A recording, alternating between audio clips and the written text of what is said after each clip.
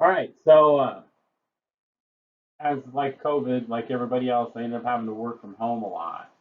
So when COVID started, I redid my office and I came up with this configuration. I actually had this before. This is just a 4x8 sheet of plywood, and I built some cabinets here out of, or not even cabinets, they're just shelves out of that laminate plywood stuff, and it looked okay.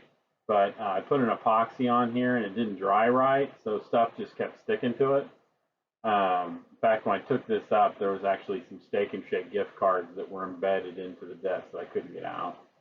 Some of this stuff was like permanently stuck there. Um, and I did like having the TV above the desk. But when I found out that I wasn't going back to the office, that I could stay home for the foreseeable future, I decided to go a little bit bigger because this took up a lot of room and had a lot of wasted space. So I wanted a desk that would go up and down that I could stand at because when you're in meetings all day, it kind of wears on you.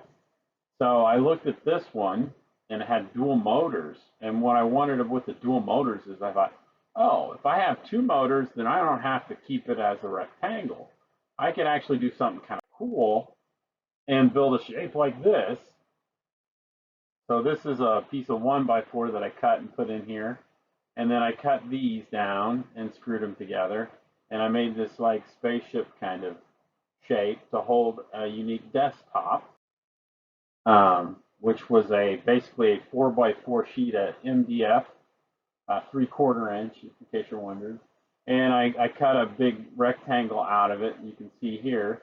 And then I painted it that blue. I really like that blue. I'm a big blue guy. And this is what it looked like when I had it done.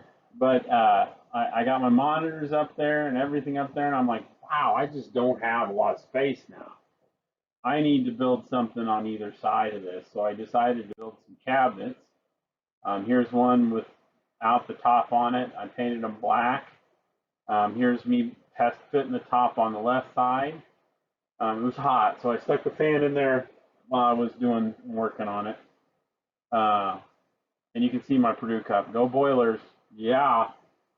Um, so this is what it looked like. I put blue doors on it, and I didn't use the epoxy this time. I used polyurethane, and it looked really good.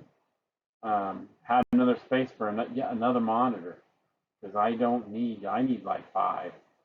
Then I had a lot of material left over, so I was like, oh, my kids got me this refrigerator, and I built a cabinet for it. So I keep all my drinks down here that I can't keep cold, and I stock up the refrigerator.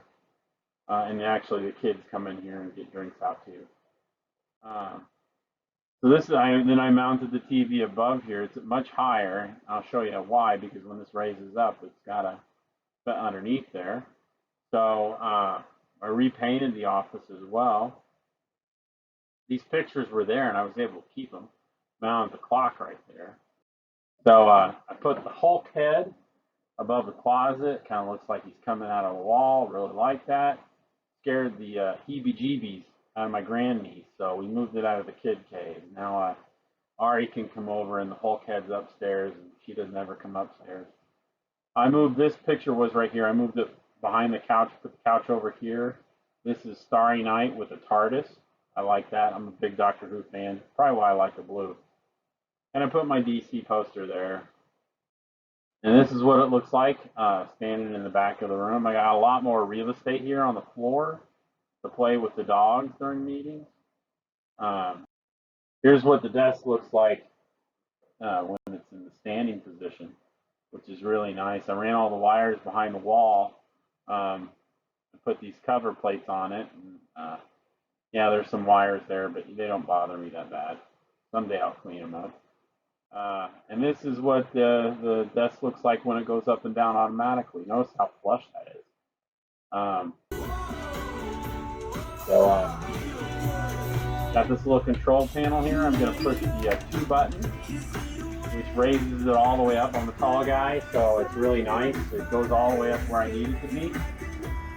And again, I'm not exactly sure how I got it. The camera just barely touched the TV, or it's pretty nice, kind of impressive. And I screwed the